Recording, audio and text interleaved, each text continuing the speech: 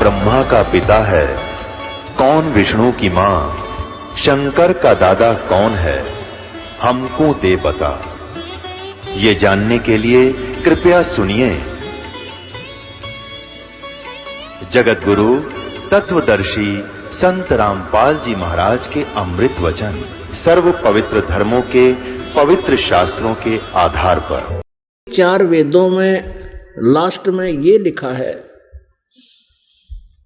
कि नेति नेति नेति, न इति न इति न इति। न इति माने इतना ही नहीं है। परमात्मा की जानकारी जो हम लिख रहे हैं, हम बता रहे हैं, जो हमारे में लिखा है, ये इतनी ही नहीं है, ये तो अपार है। उस कंप्लीट स्पिरिचुअल नॉलेज को जानने के लिए, पूर्ण रूप से अध्यात्म ज्ञान को समझने के लिए तत्वदर्शी संतों के लिए ऑप्शन छोड़ दिया। यजुर्वेद अध्याय नंबर 40 के मंत्र 10 से लेकर 13 में स्पष्ट किया है कि उस परमात्मा के विषय में कोई तो जन्म लेने वाला कहता है, कोई कभी न जन्म लेने वाला कहता है। अर्थात कोई साकार बताता है, कोई निराकार बताता है। उसकी यथार्थ जानकारी तत्वदर्शी संत बताएंगे। तो इससे सिद्ध है कि वेद भी कंप्लीट नॉलेज नहीं रखते। और इन्हीं का सारांश पवित्र श्रीमद् भगवत गीता है। 4 अध्याय के 34वें श्लोक में कहा है कि तत्व ज्ञान को जिसको स्वयं परमेश्वर आकर ही बताते हैं, उनके मुख कमल से उच्चारित होता है सच्चिदानंद घन ब्रह्म की वाणी में, वो कबीर वाणी में बोला जाता है। उस ज्ञान को तू तत्वदर्शी संतों के पास जाकर समझ। तो इससे सिद्ध हो गया, एक तो ये कंसेप्ट क्लियर हो गया कि गीता और वेद सेम है। अब जो दास आपको सदग्रंथों की महिमा, उनकी स्थिति बताने जा रहा है, ये अनिवार्य है आपको समझना।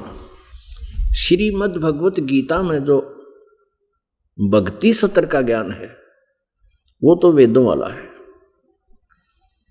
और कुछ ऐसा ज्ञान है जो इस काल भगवान ने अपनी अटकलबाजी लगा रखी है। वो ये स्पष्ट कहता है कि यो मेरा मत है। तो ये कहता है कि जो मेरा मत है वो अपना इसने इसमें अटकलबाजी की है, जो वेदों से नहीं मिलता है, तो वो मत व्यर्थ है।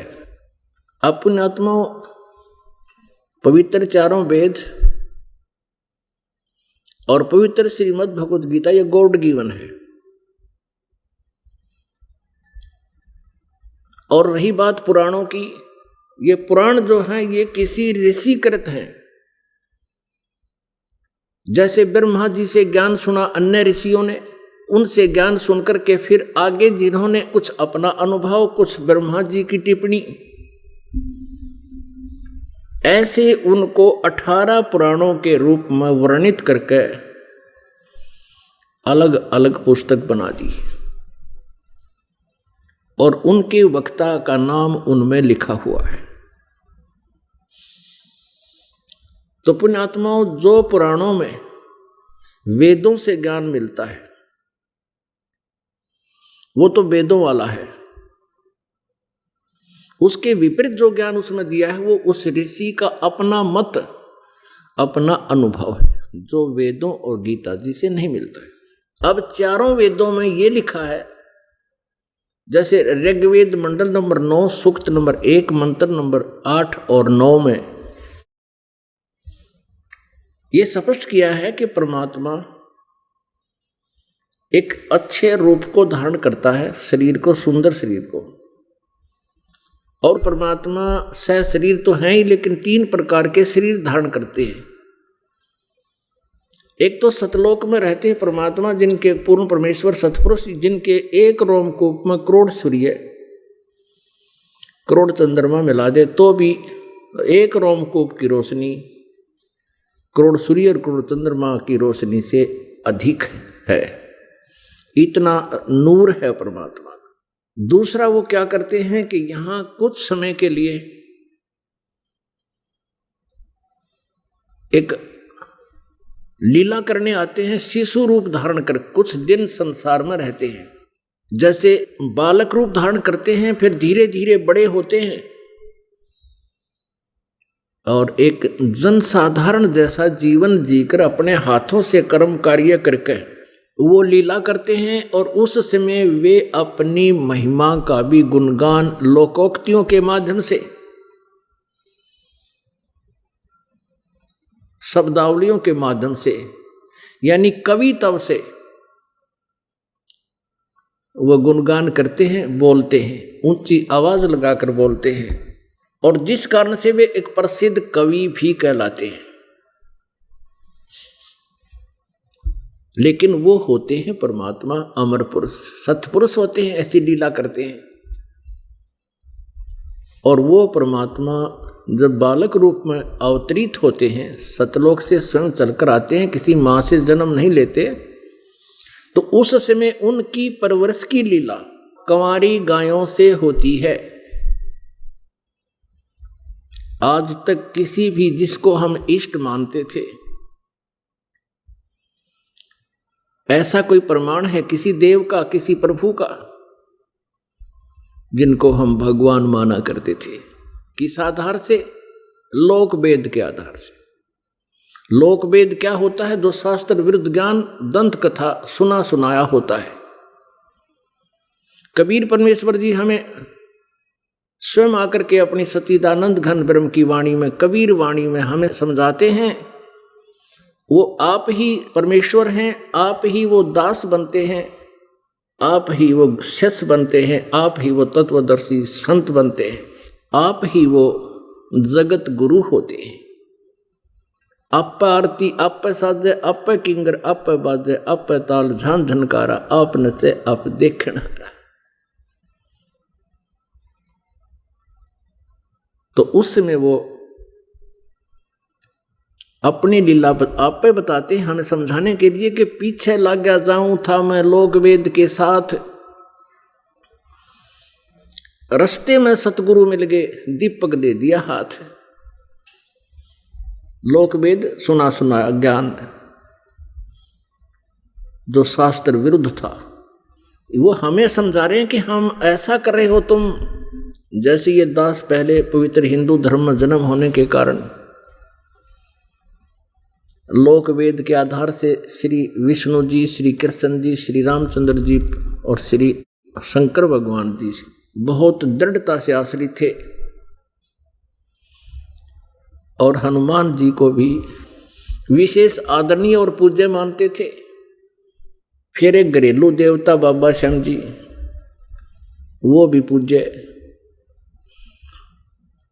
तो ये लोक वेद था जिन पूजाओं को हम करते थे। शास्त्र विधि त्याग का वो मनमाना आचरण था। श्रीमद् भगवत गीता अध्याय नंबर 16 के श्लोक 23 में कहा कि अर्जुन, शास्त्र विधि को त्याग कर जो मनमाना आचरण करते हैं, यानी मनमानी पूजाएं करते हैं जो सदग्रंथों में प्रमाणित नहीं है, उनकी न तो गति होती है, ना उनको कोई सिद्धि प्राप्त होती है, और न ही उनको कोई सुख होता है, अर्थात उनकी सब क्रियाएं यूजलेस। फिर तुरंत कहा 24वें श्लोक में, इससे तेरे लिए अर्जुन कर्तव्य और अकर्तव्य की व्यवस्था में सदग्रंथ ही प्रमाण है। अर्थात कौन सी साधना करनी चाहिए और कौन सी त्याग देनी चाहिए, उसके लिए सदग्रंथों को ही प्रमाणित मानना, किसी के लोक वेद पर, दंत कथा पर विश्वास मत करना।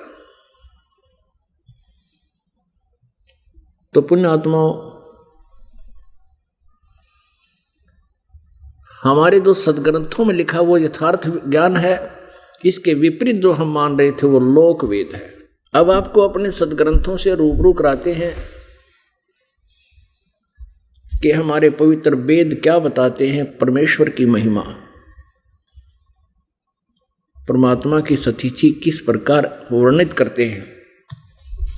देखिएगा ऋग्वेद मंडल नंबर 9, ये 9-10 इकट्ठा ही जल्द किया हुआ है, 9-10 मंडल। और ये कहाँ से प्रकाशित है? प्रकाशक सार्वदेशिक आर्य प्रतिनिधि सभा महर्षि दान भवन, रामलीला मैदान, नई दिल्ली।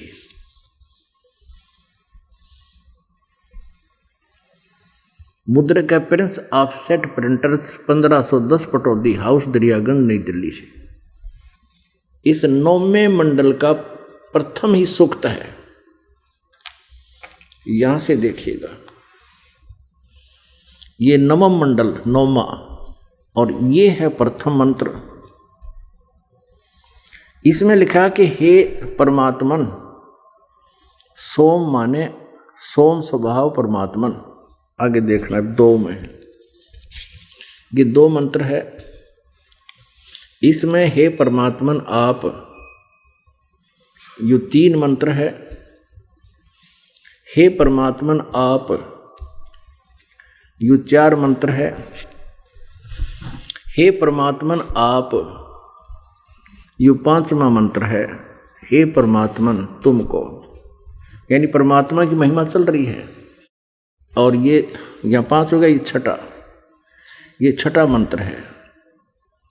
ऋग्वेद मंडल नंबर 9 सूक्त 1 का मंत्र 1 से 6 हम पढ़ चुके हैं, छठा हम पढ़ रहे हैं। हे परमात्मन तुम्हारे, यानी परमात्मा के विषय में जानकारी चल रही है। अब 7वें में, 8वां और 9वें में ये बिचल गए। यहां परमात्मा लिखना बंद कर दिए, पुरुष लिखना शुरू कर दिया। पुरुष माने भी परमात्मा होता है। इन्हीं के शब्दों में आपको दिखाते हैं।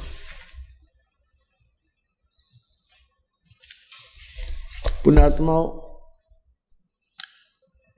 हम इन ऋषि महर्षियों को, जो केवल संस्कृत भाषा जानते थे और व्याकरण पढ़ा और पढ़ाया करते थे, इनको हम महाविद्वान मानते थे, वेदों के ज्ञाता मानते थे। और आज परमात्मा की दया से इनसे ही कुछ तथ्य, सच्चाई अनुवादित करवा रखी है। बाकी तो इन्होंने बैठा रखा, कति अनर्थ कर रखे। तो फिर भी सच्चाई कहते हैं, चोर चुरावे तुमबड़ी व गाड्डे पानी में, वो गाड्डे हुआ ऊपर आवे न सच्चाई छानी ना। जैसे एक तुम्बा होता है जिसके एक तारे बना करें, मतीरे तभी बड्डा, और उसको सुखा देते हैं तो केवल उसका कवर रह जाता है, बहुत हल्का होता है। उसको अगर पानी में डाले तो नीचे नहीं रह सकता, पानी में छोड़े ऊपर आ जाता। तो ऐसे कहते किसी चोर ने कोई तुम्बा चुरा लिया और वो पानी में डाला छुपावे, वो छोड़ का हुआ ऊपर आ ले साथ में। ऐसे इन तत्व ज्ञानहीन भगवान के चोरों ने परमात्मा की महिमा को खूब दबाना चाहा, लेकिन ये तुम्बे की तरह ऊपर आती रही। आज उसी से हमें लाभ हुआ। अब दिखाते हैं ये यजुर्वेद में पुरुष माने क्या होता है, ये नका किया हुआ देखिएगा। ये यजुर्वेद, ये महर्षि दयानंद सरस्वती द्वारा इसका अनुवाद किया गया है। इसके प्रकाशक हैं सार्वदेशिक आर्य प्रतिनिधि सभा 2/5 महर्षि दयानंद भवन, रामलीला मैदान, नई दिल्ली से। महर्षि दयानंद सरस्वती कृत, इसके द्वारा इसका अनुवाद किया गया है। मुद्रक Prince offset printers 1510 Pataudi house, Daryaganj, नई दिल्ली से। अब इनको दिखाते हैं आपको 40वें अध्याय का 17वां मंत्र, इस दयानंद जी के ही अनुवाद में। ये 44वां अध्याय माने 40वां अध्याय यजुर्वेद का। यजुर्वेद का ये 40वां अध्याय है और इसमें 17वां ये मंत्र है लास्ट। इसमें लिखा है, ये पुरुष शब्द है, पुरुष है। इसका अर्थ इन्होंने कहा पूर्ण परमात्मा। पुरुष माने पूर्ण परमात्मा है। और इस यजुर्वेद के 40वें अध्याय के 17वें मंत्र में 2 परमात्माओं की जानकारी है, पढ़िएगा। हे मनुष्यों, जिस ज्योति स्वरूप रक्षक मुद से अविनाशी यथार्थ कारण के आच्छादित मुखम, मुख के तुल्य अंग का प्रकाश किया जाता है, जो वह प्राण व सूर्य मंडल में पूर्ण परमात्मा है। यानी वेद ज्ञान दाता परमात्मा से ज्ञान प्राप्त करके इसने फिर वेदों को आगे बोला सुनाया। ये कह रहा है कि पूर्ण परमात्मा तो वह तो परोक्ष रूप है, वो तो छुपा है। जैसे उल्टे लटके हुए संसार रूपी वृक्ष की जो जड़ हैं, जड़ हमेशा वृक्ष की छुपी रहती हैं, तो वो परमात्मा तो ऊपर साकार है सतलोक में, वो छुपा हुआ है, वो तो परोक्ष है। और फिर अहम मैं खम, खम माने आकाश में, अंतरिक्ष में, ब्रह्मलोक में मैं ब्रह्म हूं, मैं वहां रहता हूं, मेरा ओम नाम है। अहम ओम खम ब्रह्म, और मैं तो ब्रह्म हूं और ऊपर ब्रह्मलोक में रहता हूं, ओम मेरा मंत्र है। और वो पूर्ण परमात्मा है, ऊपर सूर्य यानी ऊपर के लोक में रहता है, वो परोक्ष रूप है। और अहम मैं ब्रह्म हूं, ओम नाम है, मेरा ओम नाम जानो। अब ये सिद्ध हो गया कि पुरुष माने भी पूर्ण परमात्मा है। अब यहां ये क्या अनुवाद कर रहे हैं कि उस पुरुष को पहले तो ऋग्वेद मंडल नंबर 9 सूक्त नंबर 1 के मंत्र नंबर 1 से लेकर 6 तक तो ये कह रहे हैं उस परमात्मा को, उस परमात्मा को, उस परमात्मा का। और यहां उस दानंद की थ्योरी के विपरीत वेदों में वर्णन आ गया। यो महर्षि दानंद क्या बताता था कि वेदों में परमात्मा को निराकार लिखा है, वो एक देशीय नहीं है, एक स्थान पर नहीं रहता। तो पुण्यात्माओं, यहां जब देखा उन्होंने दानंद की थ्योरी फेल हो रही है, फिर वहां से परमात्मा छोड़ दिया, पुरुष लिखना शुरू कर दिया कि पढ़ने वाले इन्हें सोचेंगे पुरुष माने आदमी होता है। लेकिन ये भूल गए थे कि आज का मानव परमात्मा ने इतना इंटेलिजेंट बना दिया, ये बाल की खाल तार लेगा। इंटरनेट बना लिए, ऐसे ऐसे रॉकेट बना दिए, मंगल ग्रह तक पहुंच गए। क्या फिर वो ये दानंद की अज्ञानता को नहीं खोज लेगा? ये खोज लिया। अब यहां इन्होंने शुरू कर दिया उस परमात्मा को। अब हम फिर देखते हैं ऋग्वेद को, यजुर्वेद रख दिया, क्योंकि उसमें से तो हमने सिर्फ पुरुष का अर्थ देखना था, पुरुष माने पूर्ण परमात्मा। अब ये ऋग्वेद आ गया है जो पहले आपको दिखाया था, और ये भी वहीं से प्रकाशित है, उन्हीं का प्रकाशन है, सार्वदेशिक कार्य प्रतिनिधि सभा दिल्ली से। अब हम इसको पढ़ते पढ़ते यहाँ आगे हैं ऋग्वेद मंडल नंबर 9 सूक्त नंबर 1 का मंत्र 6 पढ़ा। यहाँ तक तो इन्होंने परमात्मा ही कह के व्याख्या की है। अब 7वें में ये समझ गए कि बात बिगड़ेगी, यहां लिख दिया उस पुरुष को। अच्छा, फिर 8वें में क्या लिखा है? होय उस पुरुष को, उस पूर्ण परमात्मा को, हम इसको पूर्ण परमात्मा कहेंगे, उग्र गतियां प्रेरणा करती हैं। यानी जैसे हाहाकार मच रहा कलयुग में, परमात्मा ने अब यहां अपनी स्थिति बनाई है इन उग्र गतियों के कारण है। और भासमान शरीर को, भासमान माने तेजो में शरीर को, वह पुरुष यानी वह पूर्ण परमात्मा प्राप्त होता है। अच्छी तरह देख लो आप, अरिवागे इसी 8वें का शेष यहां पर है। प्राप्त होता जिसमें 3 प्रकार से दूसरों को वारण करने वाला, दूसरों के कल्याण करने वाला मधु में शरीर मिलता है। वो परमात्मा 3 स्थिति से शरीर धारण करता है। एक तो शिशु रूप धारण करके आता है, एक सतलोक में रहता ही है, और एक जिंदा महात्मा का रूप धारण करके कहीं भी प्रकट हो जाता है। यहां पर दूसरी स्थिति जब वो शिशु रूप धारण करके आता, वो बताई जा रही है। उस सोमम, देखो यहां सोम का अर्थ लिख दिया, सोम स्वभाव वाले श्रद्धालु पुरुष को।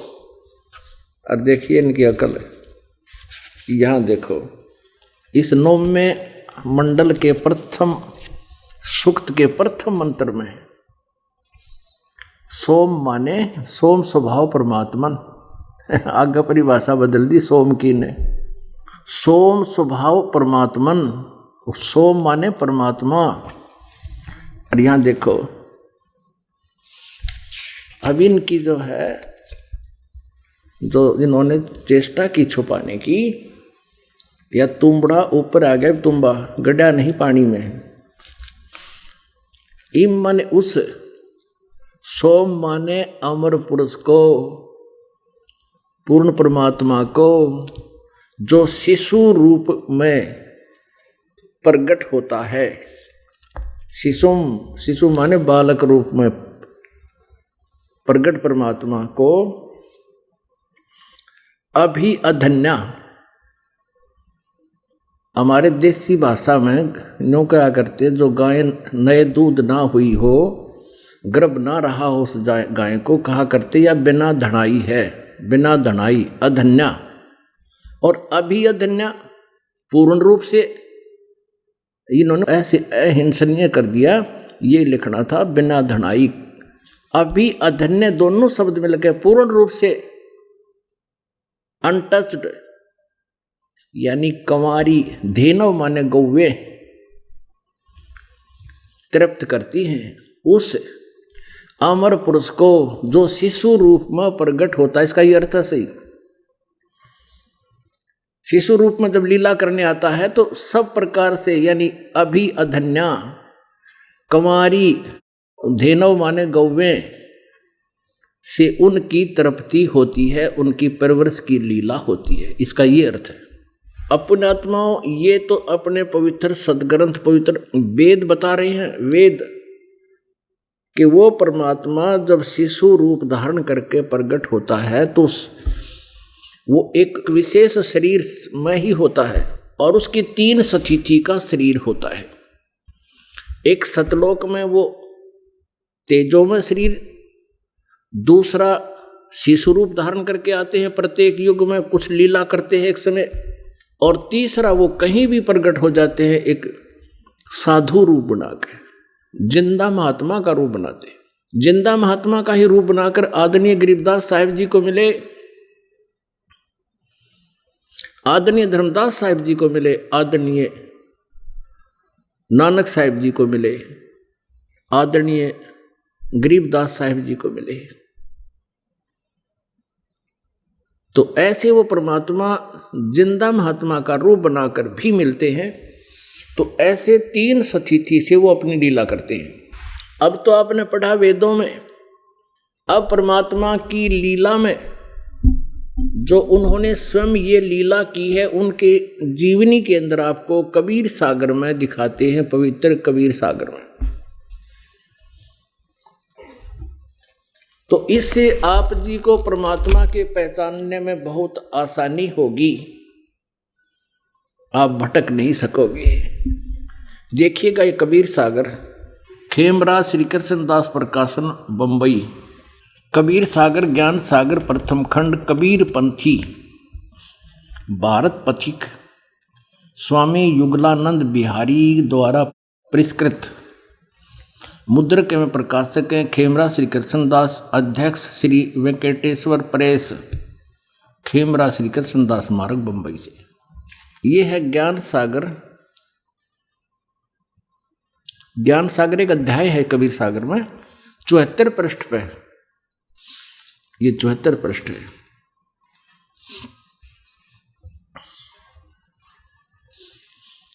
इसमें लिखा है कि सुन जुल्हा मन भयो आनंदा, जिमी चकोर पायो निश्चंदा, ले सुत चले हरस मन कीन्हा, तासो पुन अस बोल ही लीना। अगले जन्म जब होई तुम्हारा, तुम्हें पठायब यम तैनारा। सुत काशी को ले चले लोग देखण तय आव, नीरू और नीमा परमात्मा को जलाशय से उठाकर ले आए थे। अन्न पानी बख्शे नहीं, जुल्हा शोक जनावे, परमात्मा ने कुछ खाया पिया नहीं, वो चिंतित हो गए। तब जुल्हा मन कीन दीवाना, रामानंद सो कहा उत्पाना। एक महर्षि रामानंद जी हुए हैं, उस समय बहुत बड़े विद्वान माने जाते थे। रामानंद के सामने जाकर कहा, उस नीरू ने फरियाद की कि मेरा पुत्र ऐसे ऐसे हमें जल में पुत्र मिला है, वो कुछ खा पी नहीं रहा। तो रामानंद जी को जैसा ज्ञान था उसका समाधान बताया। तब जुल्हा मनकीन तिवाना रामानंद सो कहा उत्पाना, बच्चे की उत्पत्ति यानी कहाँ मिला हमें वो सारी ज्ञान सुनाया। मैं सुत पायो बड़ा गुणवंता, कारण कौन बखे नहीं संता। किस कारण से हे महर्षि जी, हे संत जी, वो क्यों नहीं खा रहा। रामानंद ध्यान तब धारा, जुल्हा सो तब वचन उचारा, पूर्व जन्म ते ब्राह्मण जाति, हरि सेवा किन्हीं भल भांति। कुछ तुम सेवा हर की चूका, ताते भयो जुलाहे का रूपा। प्रीति प्रभु गही तोर लीनी, ताते उद्धान में सुत तोहे दीना। प्रीति प्रभु गह तो ही लीना, ताते तुझे उद्धान माने जंगल में तुम्हें पुत्र दे दिया। अब ये नीरू है, नूरी गलत लिखा है इन्होंने, नीरू बोल रहा है, हे प्रभु जस कीन तस पायो, आरत हो तो दर्शन आयो। सो कहियो उपाय गुसाई, बालक अक्षुधावंत कुछ खाई। मेरा बेटा भूखा है, ये कुछ खावे। रामानंद अस युक्त विचारा, तुम सुत कोई ज्ञानी अवतारा। बछिया जाही बैल नहीं लागा, सोले ठाड करे ते ही आगा। बछिया जिसको बैल नहीं लगा हो, यानी टच भी ना करी हो, अनटच्ड कवारी गाय, सोल उसको ला करके उसके सामने खड़ी कर दो। दूध चले ते ही थनते, दूध ही धरो छिपाई। अक्षुधावंत जब होवे तब ताको देव खवाई। अब ये जो आगे दिखाते हैं आपको, जुल्हा एक बछिया ले आवा, और चलो दूध कोई मरम न पावा। अब देखो यहाँ ये कबीर पंथ वालों ने यहाँ कुछ और वर्णन था वो काट दिया और रामानंद से जोड़ दिया। रामानंद ने अपना व्यक्ति बताई होगी, वो अलग थी। ये दूत जो था ये कौन था, ये शंकर भगवान थे, और वो बताकर ये सारी क्रिया करके चले गए थे। जुल्हा एक बछिया ले आवा, चलो दूत कोई मरम न पावा। वो दूत चला गया जो भगवान शंकर आए थे, यानी उसको कोई फरिश्ता माना था उन्होंने, और चलो दूत जुल्हा हरसाना, राख छिपाई काहू नहीं जाना, यानी उसका गुप्त भेद रखा। तो यहाँ समाज हमें सिद्ध हो गया कि कंवारी बछिया, बछिया जाही बैल नहीं लागा, सोले ठाड करो ते आगा। अब यहाँ पर 75 पृष्ठ पे, दूध तब पीवत नाम कबीरा, खेलत संत संग मत धीरा। पुण्यात्माओं, जो इस कबीर सागर है परमेश्वर का अपने मुख से उच्चारित वाणी है, और फिर धर्मदास साहिब जी ने परमात्मा की लीला और उनके मुखारविंद से बोली हुई मुख कमल से उच्चरित वाणी को लिखा, उसको कबीर वाणी बोलते हैं। तो कबीर सागर के अंदर परमेश्वर की महिमा लिखी हुई है जो उन्होंने लीला की। इसमें से क्या हुआ कि जैसे कबीर पंथ के जो व्यक्ति थे परमेश्वर की महिमा से परिचित नहीं हुए, इन्होंने इस कबीर सागर में अपने अपने मत से कुछ काट दिया, कुछ छोड़ दिया। इसमें भारत पथिक कबीर पंथी जो बिहारी है युगलानंद, ये लिखता है अनुराग सागर के अंदर कि मेरे पास अनुराग सागर की, इसमें एक अंग है, एक अध्याय है कबीर सागर में, और उन्होंने कईयों ने उसको अलग अलग अध्याय अपना अलग से बना रखे थे। अनुराग सागर की मेरे पास 46 प्रतियां हैं, और 46 में से सब अलग अलग विवरण बता रही हैं। तो उन सब से सेलेक्ट करके और सबसे पुरातन को मैंने लेकर के वो फाइनल किया है। तो यहाँ कबीर परमेश्वर जी ने कबीर सागर में 600 वर्ष पहले कहा था कि 12 पंथ चलेंगे, और उनमें मेरा ज्ञान तो महिमा तो मेरी गावेंगे, लेकिन वो समझ नहीं पाएंगे। 12वां पंथ गरीबदास जी का होगा, उसमें मेरी महिमा की वाणी पुनः फिर से प्रकट होगी क्योंकि परमेश्वर कबीर देव जी आए थे, आदरणीय गरीबदास साहिब जी को वो मिले थे, सतलोक उन्होंने दिखा करके अपनी महिमा से परिचित करा के वापस छोड़ा था गरीबदास जी को।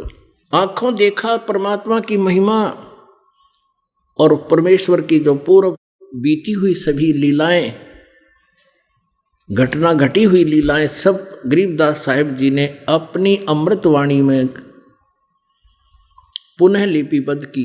जैसे लाखों वर्ष पहले रामायण लिखी गई थी, यानी श्री रामचंद्र जी का जो जीवनी थी, लाखों वर्ष पहले वो जन्मे थे और वही ज्यों की ज्यों घटना हुई थी, तुलसीदास जी ने लाखों वर्ष के बाद अपनी दिव्य दृष्टि से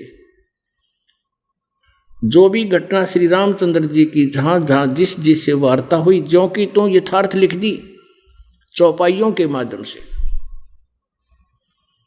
इसी प्रकार आदरणीय गरीबदास साहिब जी को कबीर परमेश्वर से प्राप्त दिव्य दृष्टि से सब कुछ भविष्य का भी दिखना आरंभ हो गया था और उन्होंने भी कबीर परमेश्वर की महिमा, जैसे तुलसीदास जी ने श्री रामचंद्र जी की महिमा लिखी, वो आज हमें सत्य मान्य है।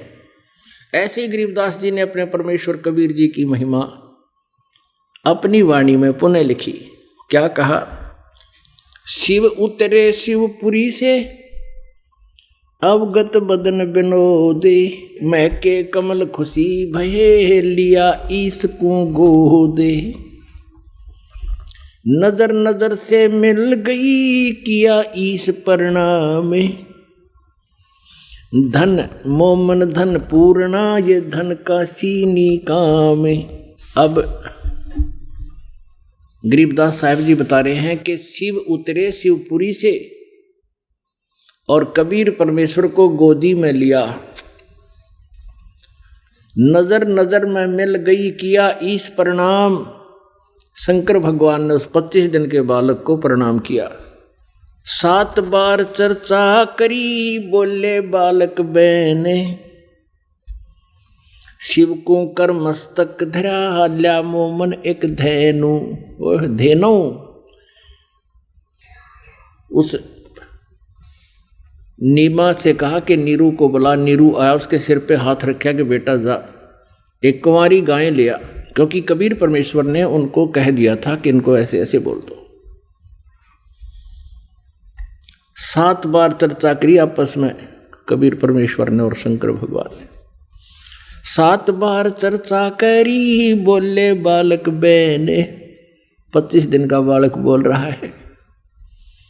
शिव को कर मस्तक धरा ला मोमन एक धैनु, अन ब्यावर को दूहत है दूध दिया तत्काल। पीवे बालक ब्रह्म गति ही ता शिव भय दयाल।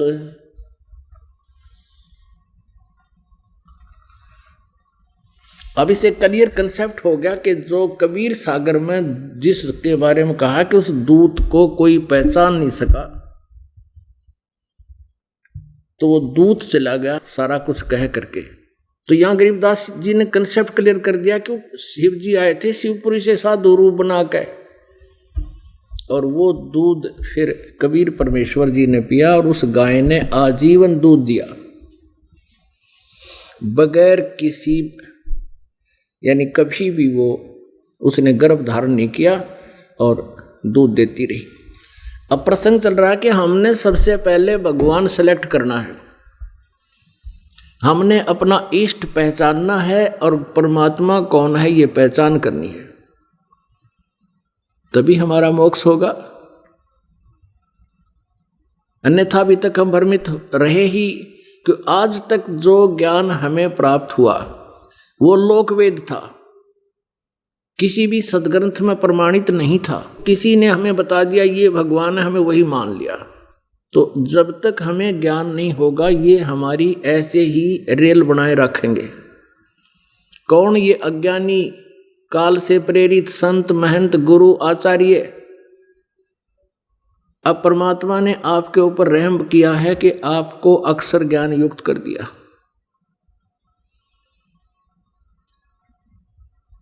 और इस अक्षर ज्ञान का आपको लाभ है, भगवान पहचान लोगे ही।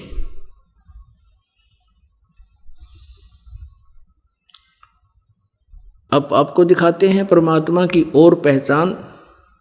जैसे गीता जी अध्याय नंबर 4 के श्लोक नंबर 32 में कहा है कि जो ज्ञान, गीता जी अध्याय नंबर 4 के श्लोक 25 से लेकर 31 तक वर्णित है। कोई तो ऊपर को पैर करके साधना करता है, कोई ब्रह्मा विष्णु महेश को पूजता है, कोई योग अभ्यास ही करते हैं और कोई स्वाध्याय करते रहते हैं, कोई अहिंसावादी तीक्ष्ण व्रत का पालन करते हैं, जैसे मुंह पर पट्टी बांध ली, नंगे पैरों घूमना, जीव इंसान ना हो, इस तरह के कुछ फार्मूले अपनाते हैं। और सभी साधक अपनी अपनी क्रियाओं को पाप नाश करने वाली जानते हैं, यानी अपनी साधना को सभी अच्छी मानते हैं, ना तो उनको करे कोई नहीं, छोड़ दे फिर उनको सभी, अगर उनको पता लग जाए साधना ठीक नहीं है। जो भी साधक श्रद्धालु जिस भी इष्ट को पूजता है या जिस भी संत की शरण में है, उनको वो सही मान रहा है, और जब उसको पता लगेगा कि ये ठीक नहीं, तुरंत त्याग देगा। किसी ने पीतल उठा रखा सोना समझकर, स्वर्ण समझकर, गोल्ड समझकर, और जब उसको पहचान बताई जाएगी, देख क्यों बोझ मरा पीतल ते, ये सोना नहीं है, तो तुरंत पटक देगा उसने। तो अब आपको ये परख कराई जा रही है पीतल और सोने की। अब परमात्मा की महिमा वेदों में लिखी है, पुराणों के अंदर ज्ञान है, ये ब्रह्मा विष्णु महेश की जीवनी भी इसमें लिखी है। लेकिन जो भक्ति की विधि वेदों पुराणों में लिखी है और वो वेदों से नहीं मिलती है तो व्यर्थ है वो। पुराणों के अंदर जो भक्ति की विधि लिखी है और श्रीमद् भगवद गीता से नहीं मिलती है तो वो व्यर्थ है, वो नहीं करने, वो लोक वेद है, वो मनमाना आचरण है। तो अब आपको दिखाते हैं कि भगवान चौथे अध्याय के 32वें श्लोक में लिखा है,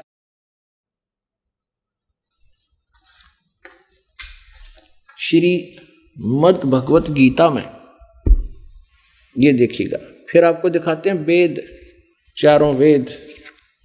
ये गीता प्रेस गोरखपुर से प्रकाशित है, जयदयाल गोविंद का इसके अनुवादक है। ये इन्होंने अपने हाथ से साइन किए हैं, जयदयाल गोविंद का। चौथे अध्याय का 32वां श्लोक आपको दिखाते हैं। श्रीमद् भगवत गीता अध्याय नंबर 4 का पहले श्लोक 25 देखे। दूसरे योगीजन यानी अन्य योगीजन देवताओं के पूजन रूप यज्ञ माने धार्मिक अनुष्ठान का, धार्मिक क्रियाओं का ही अनुष्ठान किया करते हैं। यानी कुछ तो देवताओं की पूजा करते हैं, अन्य दूसरे ब्रह्मज्ञों पर ब्रह्मणी यानी ब्रह्म तक की साधना करते हैं, हवन और कुछ यानी हवन करते हैं। आगे 26 में लिखा है, दूसरे योगीजन श्रोत्र माने कान आदि समस्त इंद्रियों को संयम रूप अग्नि में हवन करते हैं, यानी इंद्रियों की साधना में ही लगे रहते हैं। दूसरे शब्द आदि समस्त विषयों को इंद्रिय रूप अग्नि में हवन किया करते हैं, यानी कुछ अपने विषय विकारों को मारने के लिए ही कुछ अन्य क्रियाएं करते हैं।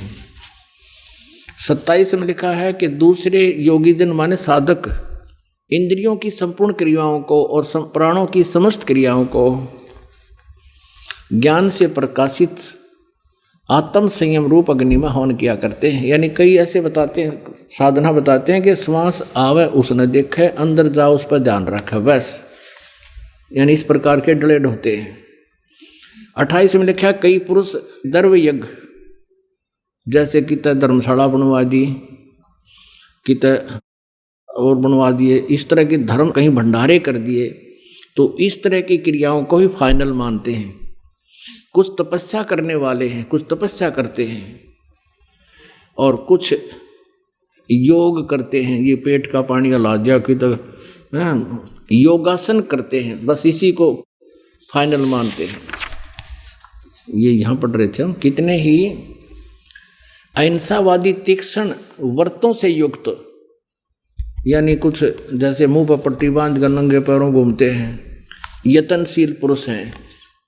और कुछ स्वाध्याय यानी ज्ञान ये करने वाले डेली पाठ कर लें गीता जी के एक अध्याय का, या कोई मंत्र वेद का पढ़ लिया, ये ज्ञान ये करते रहते हैं। दूसरे कितने योगी जन अपान वायु में प्राणवायु को हवन करते हैं, यानी अपने श्वासों की क्रियाओं से ही प्राणायाम आदि करके इस शरीर के साथ ही खसते रहते हैं। कहने का भाव यह है, प्राणवायु में अपान वायु को हवन करते हैं। अन्य कितने ही नियमित आहार अल्पाहारी रहते हैं, कोई तो एक बार खा लिया, कोई केवल दूध पीते रहते हैं, फलाहार कर लिया, इस तरह के। और कुछ प्राणायाम प्रयाण पुरुष प्राण और अपान की गति को रोक कर प्राणों में ही हवन किया करते हैं। ये सभी साधक यज्ञों द्वारा पापों का नाश कर देने वाले यज्ञों के जानने वाले हैं। इसका अर्थ यह है कि सभी ये अपनी अपनी यज्ञ माने अनुष्ठानों को, धार्मिक क्रियाओं को पाप नाशक जानते हैं, इन सब यज्ञों को मानते हैं। अब 31 में ये लिखा है कि ये तो एक कुरुश्रेष्ठ यज्ञ से बचे हुए अमृत का अनुभव करने वाले, यानी साधना जो शास्त्र अनुकूल साधना करते हैं उनका अर्थ है। और परम संत की जो शरण में जाकर ये साधना करते हैं वो सनातनम ब्रह्म यान्ति। सनातन माने उस सबसे पुरातन परमात्मा, ब्रह्म माने परमात्मा को प्राप्त होते हैं, यानी परम अक्षर ब्रह्म को प्राप्त होते हैं। इसका अर्थ ये है होते हैं। और यज्ञ करने वाले पुरुष के लिए, यानी साधना जो करते हैं, सतभक्ति जो करते हैं, उनके लिए यज्ञ न करने वाले जो साधना यानी भक्ति नहीं करते, उनके लिए तो यह लोक भी सुखदायक नहीं तो परलोक कैसे हो सकता है। अब यहां 32 में कमाल कर दिया, चौथे अध्याय का 32वां श्लोक। अब देखना, एवं बहुविधा यज्ञा वित्ता ब्रह्मणे मुखे। ब्रह्मणे मुखे शब्द याद रखो, इन्होंने इसका कैसा अनरस किया है। कर्मजान विधितान सर्वान एवं ज्ञातवा विमोक्ष से। इस प्रकार और भी बहुत प्रकार के यज्ञ, इन्होंने यहां अनुवाद गलत कर दिया। ब्रह्मणे मुखे का अर्थ कर दिया वेद की वाणी में, नहीं। ब्रह्मणे का अर्थ वेद कभी नहीं हो सकता, ब्रह्म का अर्थ वेद हो ही नहीं सकता। ब्रह्म माने प्रभु, और वेद प्रभु का विधान, राजा का अर्थ विधान नहीं हो सकता। तो यहाँ ब्रह्मणे का अर्थ वेद गलत किया। अब इन्हीं का अर्थ दिखाते हैं 17वें अध्याय के 23वें श्लोक में। इन्हीं के द्वारा वही समझना के चोर चुराई तोमड़ी वो गड्ढे पानी में, वो गड्ढे हुआ ऊपर आवे न सच्चाई छनी ना। ये 17वां अध्याय श्रीमद् भगवत गीता का ये 23वां श्लोक। ओम तत्सत इति निर्देश ब्रह्मण तिर्विध समर्थ है। अब यहां देखो, ओम ओम तत् तत् और सत सत, इति माने ऐसे, यह त्रिविध माने 3 प्रकार का, ब्रह्मण माने सच्चिदानंद घन ब्रह्म का नाम कहा है। तो हम यहां से ब्रह्मण का अर्थ ले लेते हैं सच्चिदानंद घन ब्रह्म।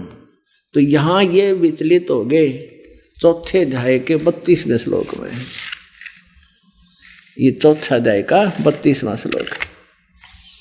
यहां इन्होंने ब्रह्मण का अर्थ गलत कर दिया। यहां लिखना चाहिए था सच्चिदानंद घन ब्रह्म की वाणी में, यानी परम अक्षर ब्रह्म की वाणी में। मुखे माने उनके मुखारविंद से, उनके परमात्मा के मुख कमल से उच्चरित वाणी में, यानी कबीर वाणी में विस्तार से कहे गए।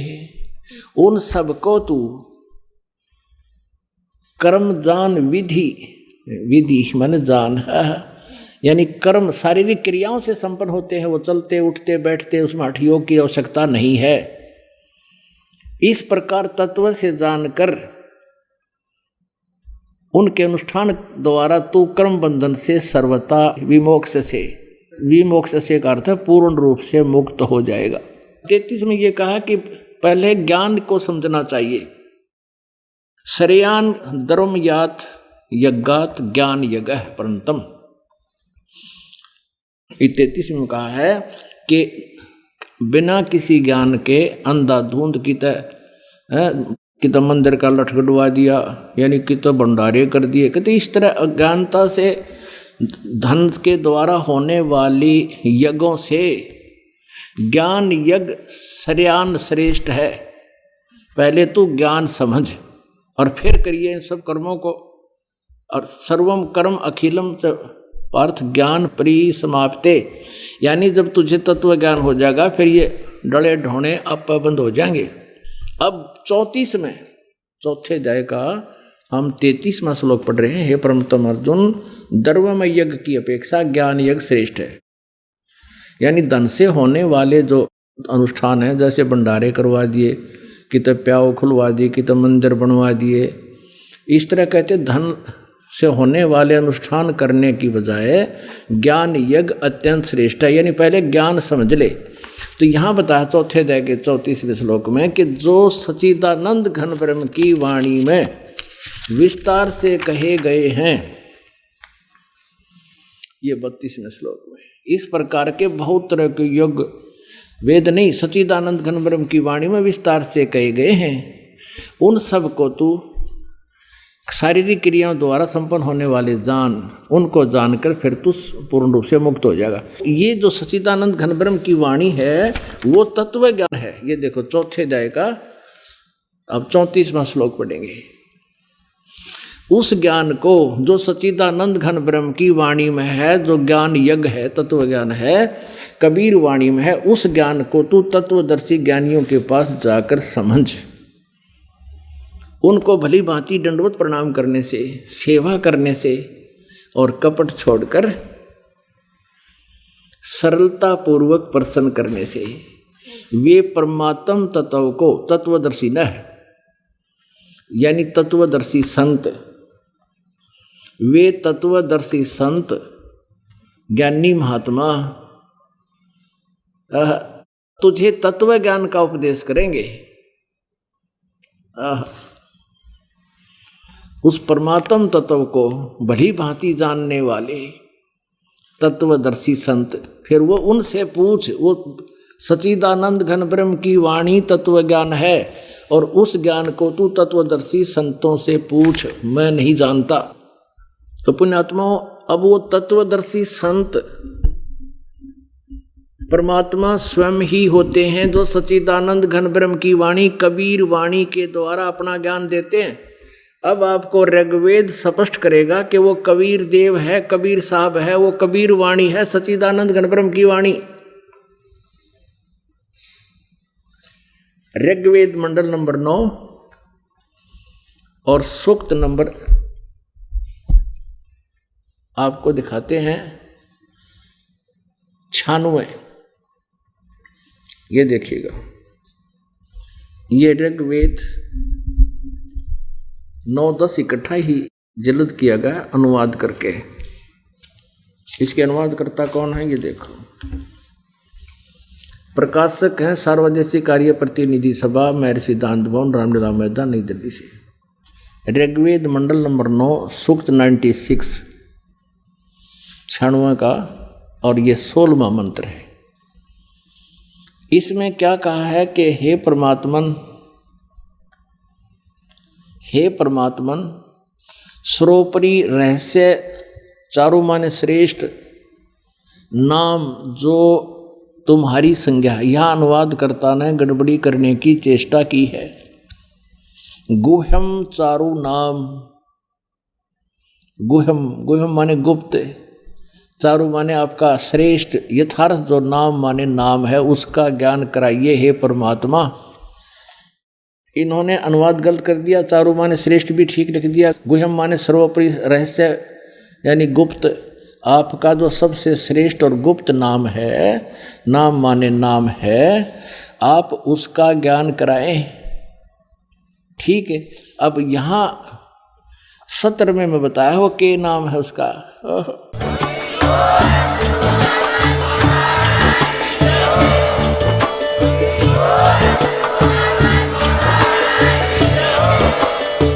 सुन रहे थे जगत गुरु तत्वदर्शी संत रामपाल जी महाराज जी के मंगल प्रवचन। अधिक जानकारी के लिए विजिट कीजिए हमारी वेबसाइट www.jagatgururampalji.org। संत रामपाल जी महाराज जी के शुभ आशीर्वाद से पूरे विश्व भर में 500 से भी ज्यादा नाम दीक्षा केंद्र हैं, जिन पर संत रामपाल जी महाराज जी द्वारा ऑनलाइन निशुल्क नाम दीक्षा दी जा रही है। अपने नजदीकी नाम दीक्षा केंद्र का पता करने के लिए संपर्क करें 8222880541।